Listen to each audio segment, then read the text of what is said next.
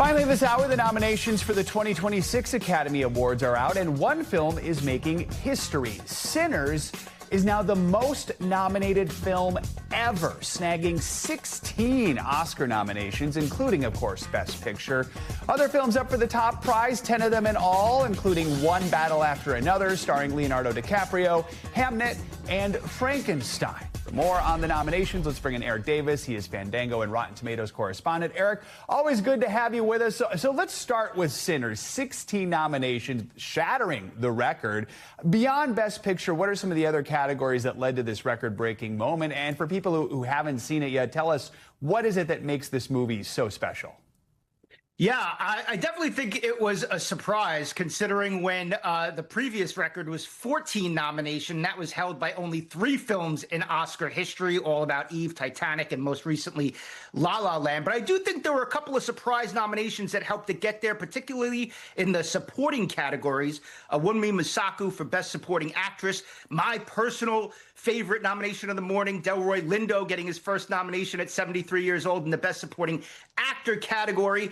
So Sinners is now in a category of its own. And, you know, I think it's a big win for Hollywood. It's a big win for original storytelling. This is a fiercely original film. It's a big win for the horror genre. You know, horror is notoriously snubbed at the Oscars, and now the most nominated film in Oscars history is a horror film, only in Hollywood, Joe. No kidding. And of course, a big win for Ryan Coogler, who's so well respected in Hollywood. So this begs the question, is Sinners now suddenly possibly a candidate to win Best Picture? Because the theory is One Battle After Another is the front runner. Is this a sign that maybe the Academy of voters might go for Sinners? Definitely. I think it's a tighter race for sure. But I do think One Battle After Another is the toughest competition for Sinners, mainly because it's won that Best Picture award at the Golden Globes, at the Critics' Choice Awards, and as did Paul Thomas Anderson, winning Best Director at both of those shows. Also, a really entertaining film. Also a film with urgency to it, timeliness to it, great performances, 13 nominations for that film as well. So those two, definitely the top contenders. Also, Hamnet is a film that I really love. Its director, Chloe Zhao, becoming only the second woman in history to be nominated twice for Best Director, Jane Campion being the other one. And then I also love F1 being in there, Joe, because I feel like that's an acknowledgement of the audience, big audience favorite, that film. Yeah, that's always been a big critique of the Oscars, is that these, you know, smaller films that everyone doesn't see don't make it. And because they were able to have 10 Best Picture nominees, which they added several years ago, it does clear the way for something that maybe a lot of people have seen, like F1. Let's talk about the top actor and actress categories. There have been 2 pretty clear frontrunners in these categories. Is that still the case? Any surprises here? I still think Timothée Chalamet is a frontrunner for Best Actor, again, because he has been winning this award previously. He becomes the youngest actor ever to be nominated for 3 Oscars for Best in the acting category. So this is his year, I would say. But, you know, you got to look at Michael B. Jordan.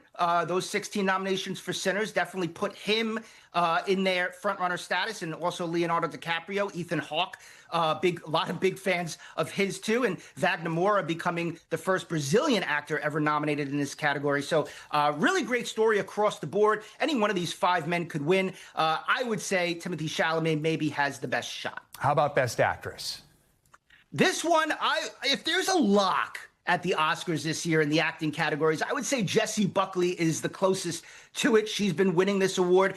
She is an actress who's been on the rise over several years, waiting for this kind of role. And I think she has this down. Rose Byrne won the Golden Globe, so you have to keep an eye on her. I love Kate Hudson getting her second nomination as well. Hollywood loves Kate Hudson. They love her story. She comes from Hollywood royalty, so you keep an eye on her as well. The Academy launched a new category this year for Best Casting. Talk about this one. Yeah, you know, it's interesting because what we did see at the Critics' Choice Awards, they also had this category, and Sinners won it. And then One Battle After Another won the Best Picture. So I could almost see a similar story playing out at the Oscars. But I do love this category because I feel like it recognizes sort of an undervalued role in filmmaking, is the people that put together these films. And we're seeing so many films with great ensembles recently. All of these films have terrific ensembles. So I love that this award exists. I do think Sinners is the likely winner of it. Got 30 seconds left here. What's your top surprise or your top snub? You know, I have to mention Wicked for Good, only because it personally hurt me to see that film get 0 nominations. I am such a big Wicked fan.